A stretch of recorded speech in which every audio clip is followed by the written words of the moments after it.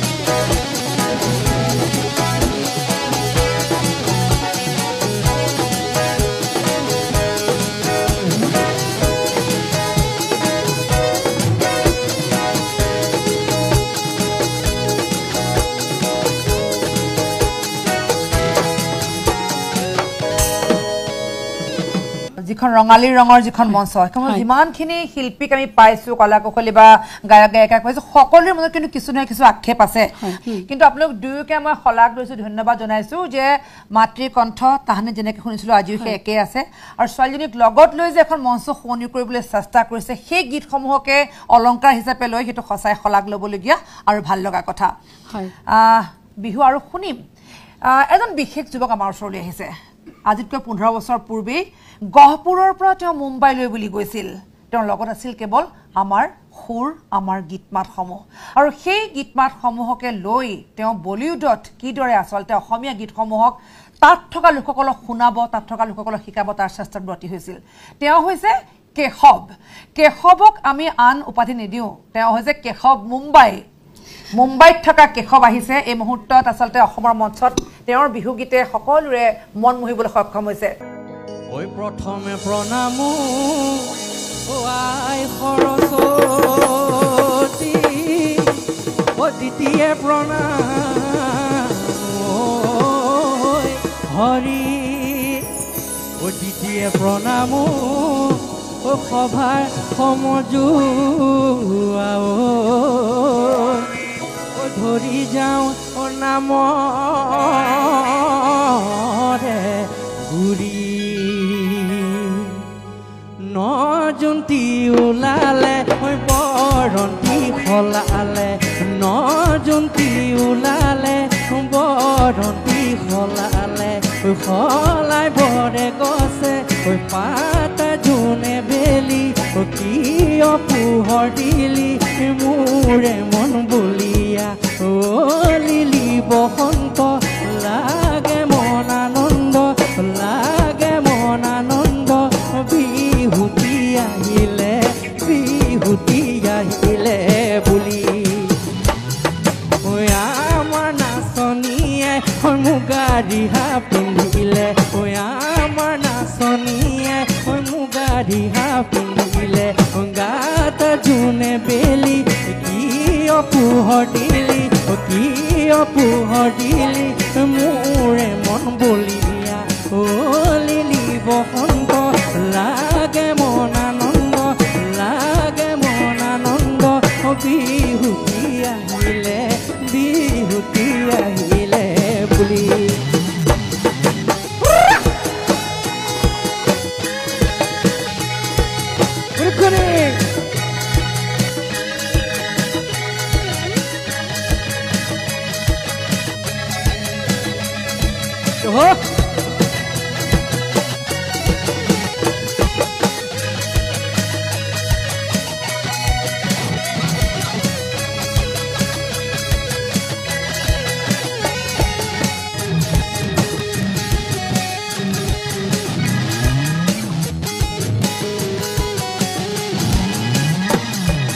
ৰাতি 12 বজাত কুলিকে তেতিয়া জাননী দিলেহি বুলি ডাঙৰ মাই বহাগি পালেহি বুলি ডাঙৰ মাই টোপনি নধৰে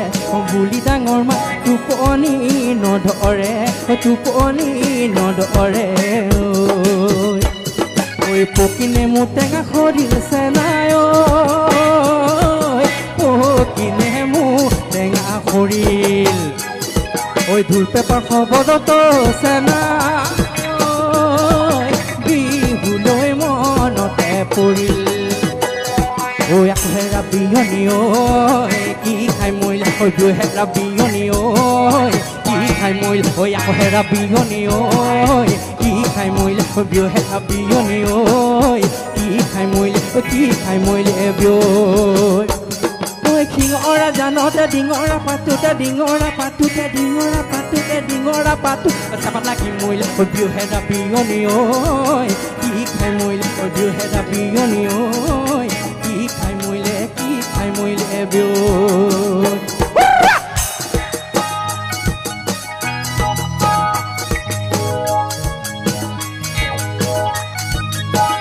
জোহাৰ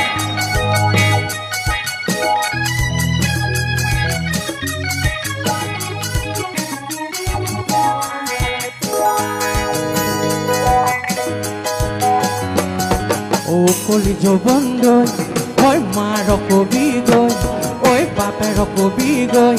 ঐ বাটলকে পালে জোঁৱাই বুলিবলৈ ঐ মেখেলা পিন্ধিলে ঐ লাগে বুঢ়ী বুঢ়ী ঐ লাগে বুঢ়ী বুঢ়ী ঐ ফৰক চিলাই লবি চুটি চুটি কৰি ৰৈ ৰৈ ৰতি মইনামতি সদায় যাব পাৰোঁ মই ৰৈ ৰৈ ৰতি মইনামতি তোমালোকৰ ঘৰলৈ ৰৈ ৰৈ ৰতি মইনামতি যদি দিয়া মৰমৰ যদি দিয়া মৰমৰ মাত ঐ ৰৈ ৰৈ ৰতি মইনামতি সদায় যাব পাৰোঁ মই ৰৈ ৰৈ ৰতি মইনামতি তোমালোকৰ ঘৰলৈ ৰৈ ৰৈ ৰতি মইনামতি যদি দিয়া মৰমৰ যদি দিয়া মৰমৰ যদি দিয়া মৰমৰ মা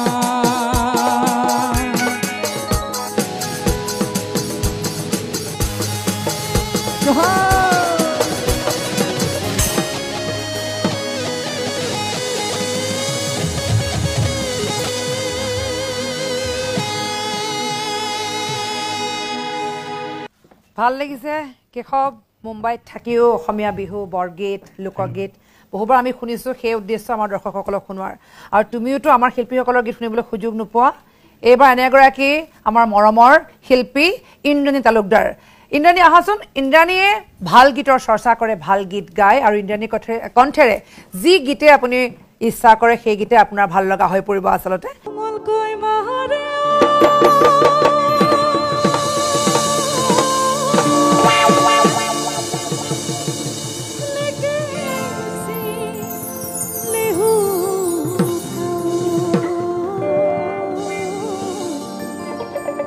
পাতলকৈ পাব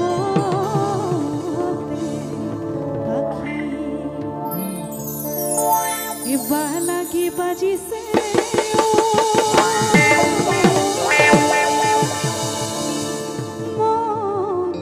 চিঙা সুৰিও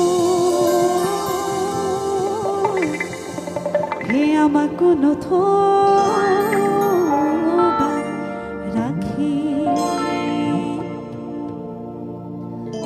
একেলৈ লাগিছে কাম চৰাই ৰঙৰে কাম চৰাই একেলৈ লাগিছে কাম চৰাই ৰঙৰে কাম চৰাই একেলৈ লাগিছে ফুটে বোলাই নবীও চামহে পাপলাই অ মাইকন মইনা গুচিব মোৰ পেটৰে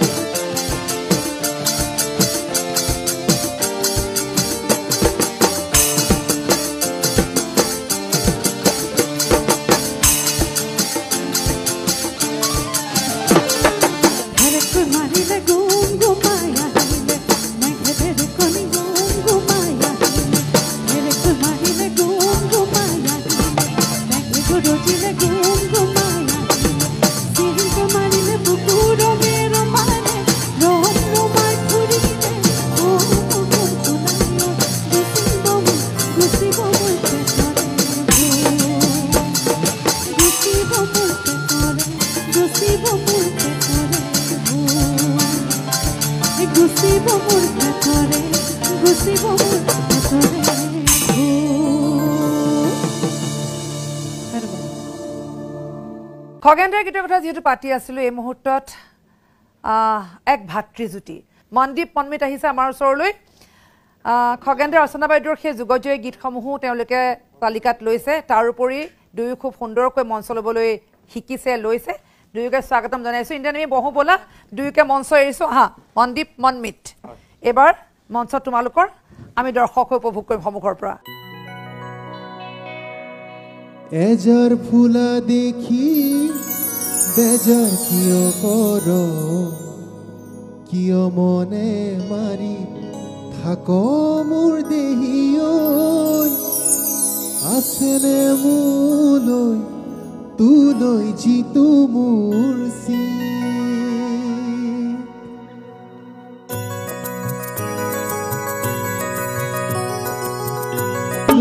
তোলৈ যিটো মোৰ এজাৰ ফুলা দেখি বেজাৰ কিয় কৰ কিয় মনে মাৰি থাক মোৰ দেহিঐ আছেনে মোলৈ তোলৈ যিটো মোৰ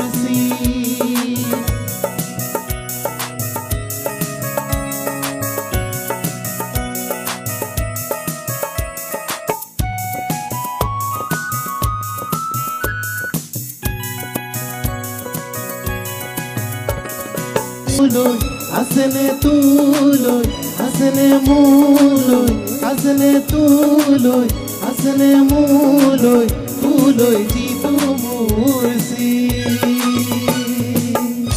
ইতিমধ্যে আপোনালোকে গীতৰ ধুনীয়া এটা অনুষ্ঠান চাবলৈ পালে আৰু চাই পিনি হয়তো বহুত বেছি ভাল পালে কাৰণ কণ্ঠশিল্পী কেইগৰাকীৰ কণ্ঠত সঁচাই মন মোহিত হৈ যাব সকলোৰে মাটি কন্যাৰ কিমান ধুনীয়া সুন্দৰ গীত আৰু বহু কেইগৰাকী কণ্ঠশিল্পী মই এটা সৰু ভিডিঅ' আপোনালোকৰ মাজলৈ আগবঢ়ালোঁ যদিহে এই ভিডিঅ'টোৰ সম্পূৰ্ণ ভিডিঅ' আপোনালোকে চাব বিচাৰে তেতিয়াহ'লে DY365 আপোনালোকৰ মাজলৈ আগবঢ়াই দিছে তাৰ সম্পূৰ্ণ ভিডিঅ' কণ্ঠশিল্পী